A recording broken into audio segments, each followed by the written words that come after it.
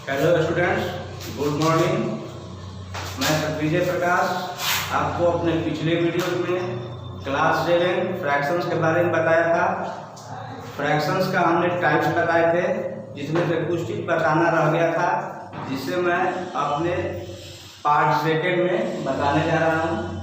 इसमें कुछ टॉपिक्स रह गए थे, जैसे इक्विवेलेंट फ्रैक्शन किसे बोलते हैं, यूनिट फ्रैक्शन किसे बोलते हैं, लाइक फ्रैक्शन क्या होता है, अनलाइक क्या होता है। आज मैं इन सारे टॉपिक्स पर चर्चा करूंगा। सबसे पहले समझिए इक्विवेलेंट फ्रैक्शन।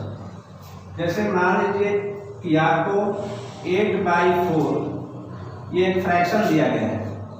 अब इसका इक्विवेलेंट फ्रैक्शन यदि लिखना हो तो इस फ्रैक्शन के न्यूमरेटर और डिनोमिनेटर में एक ही नॉन जीरो नंबर से हम डिवाइड या मल्टीप्लाई कर सकते हैं।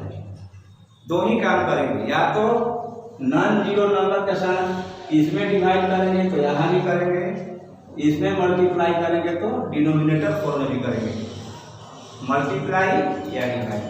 जैसे मान लीजिए कि मेरा नॉन जीरो नंबर 2 है, तो हमने 8 को 2 से डिवाइड किया, तो उसी 2 से हम 4 को भी डिवाइड करेंगे, 4 को भी डिवाइड करेंगे। तो यहाँ पर मेरा 4/2 ये आया। तो ये इक्विवेलेंट फ्रैक्शन हुआ 8/4 का। अब इसे हम मल्टीप्लाई करके भी समझा देते हैं। जैसे 8/4 आपका फ्रैक्शन है, इसका इक्विवेलेंट कितना है। मान लीजिए कि आप इसको 3 से मल्टीप्लाई किए न्यूमरेटर में और 3 से डिनोमिनेटर में, ये 24/12 आया, जो कि इक्विवेलेंट है 8/4 का। अगर आपको इसे चेक करना है कि ये गलत है या सही है, तो आप क्रॉस मल्टीप्लाई कर सकते हैं। जैसे 8/4 और 24/12 को चेक करना है कि ये इक्विवेलेंट है या नहीं है, तो इसको चेक करने का तरीका है कि आप क्रॉस मल्टीप्लाई करें, यानी 8 का मल्टीप्लाई 12 में, 8 × 12 और 4 × 24। आप देखिएगा कि जब इसको मल्टीप्लाई करिएगा तो दोनों तरफ LHS RHS इक्वल नंबर्स आएंगे, यानी आपको यह साबित होगा कि ये दोनों जो है दिया गया फ्रैक्शन इक्विवेलेंट है। ठीक, अब आपको यूनिट फ्रैक्शन समझना है। यूनिट फ्रैक्शन क्या होता है कि if 2 or more than fractions having numerator 1, अगर 2 या 2 से फ्रैक्शन दिए गए हों और सबका न्यूमरेटर यदि 1 हो, तो उसे हम यूनिट फ्रैक्शन बोलते हैं। जैसे 1/6, 1/7, 1/8 एटसेट्रा, ये सारे के सारे यूनिट फ्रैक्शन हैं। Like fraction, if 2 or more than fractions having same denominators but different numerators are called like fractions।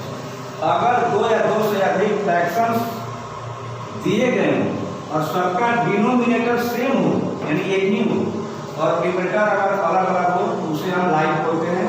जैसे एग्जाम्पल से समझिए, 3/5, 4/5, 2/5, ये जितने भी देख रहे हैं ये यूनिट लाइक फ्रैक्शन समझ गए। अब अनलाइक फ्रैक्शन, यदि आपको 2 और मोर देन फ्रैक्शन दिए गए हों और सबका डिनोमिनेटर डिफरेंट हो, तो उसे हम अनलाइक फ्रैक्शन बोलेंगे। जैसे 4/5,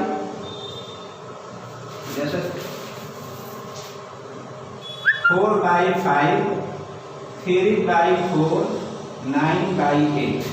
यहाँ देख रहे हैं कि ये जो डिनोमिनेटर है डिफरेंट है, तो इस तरह के फ्रैक्शंस को हम अनलाइक बोलेंगे। अनलाइक फ्रैक्शंस का डिफिनेशन होगा कि if 2 or more than fractions having different denominators are called unlike fractions। Thanks.